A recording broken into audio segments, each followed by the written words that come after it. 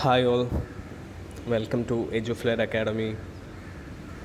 So today we are going to discuss about a new chapter in our Child Development and Pedagogy, chapter 4, that is Socialization Process. Okay, this is our next chapter, Socialization Process.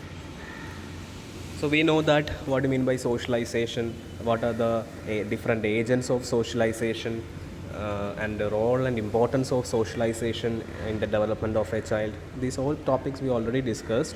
So here we are only focusing MCQs related to these topics that taken from previous year question paper. Okay. So the first question is, the most intense and crucial socialization take place. The most intense and crucial socialization take place in which time? The options are given there. A, during adolescence, during early childhood, during adulthood, throughout the life of a person.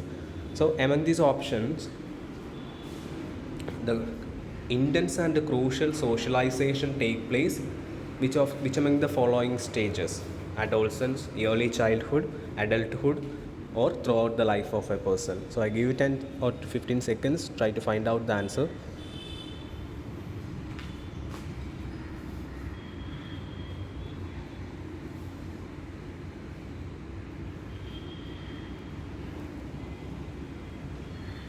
We know that socialization is the process of acquiring values, norms, behavior, etc. So this process, or the most intense crucial stage of this process, is during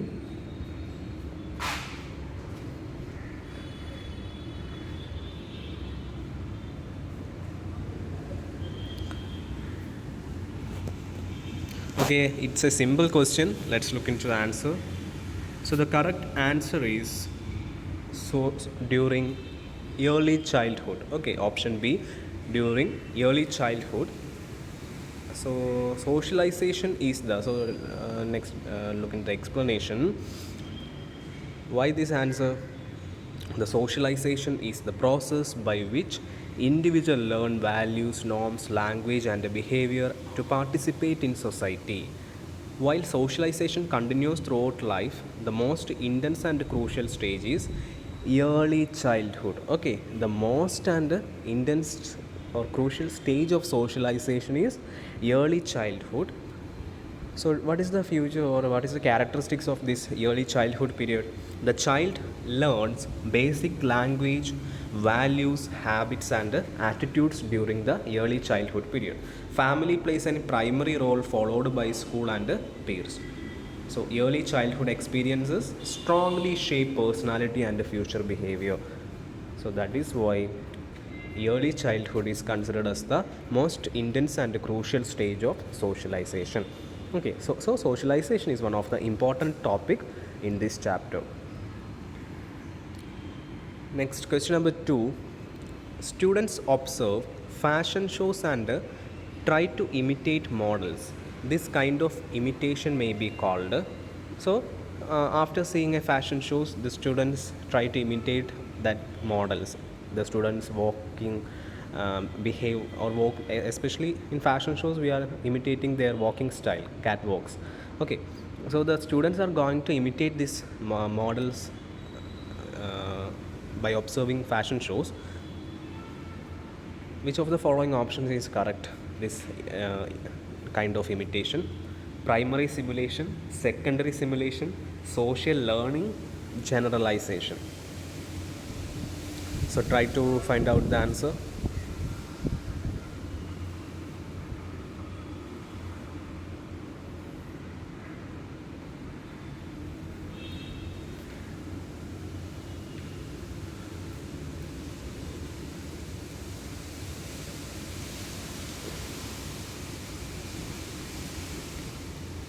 Okay, it's another important area, this imitation. Imitation is a part of social learning. So the correct option is option 3, social learning. When Students observe fashion shows and imitate models. They are learning by observing others. Okay, so the particular behavior or the particular behavior learned by the student or child by observing others behavior. So it's a part of social learning. This is exactly what Albert Bandura's social learning theory explains. Very important. Bandura's social learning theory explains, that is learning from observation. Okay, children and adult learn many things by observation, imitation and modeling. So always remember this point: imitation, social learning, modeling. These all terms are related to Albert Bandura's theory of learning. It is not primary or secondary simulation. These are not standard terms in this context and not generalization. What is generalization? Which means applying learned behavior in new situation. Okay, that is generalization. When we apply our learned behavior in a new situation, it is called generalization. So imitating models after watching fashion shows is classic case of social learning through observation. Then question number 3. In the context of socialization, schools often have a hidden curriculum which consists of.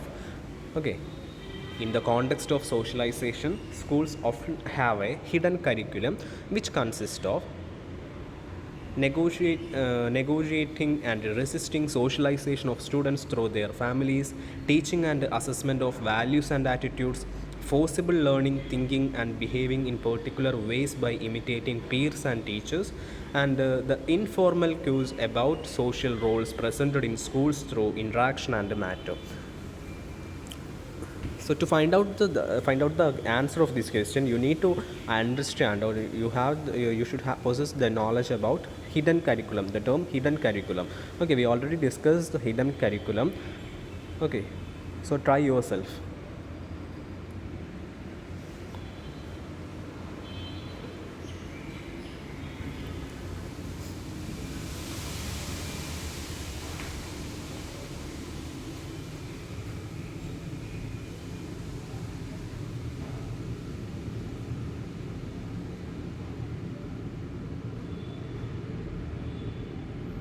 Okay,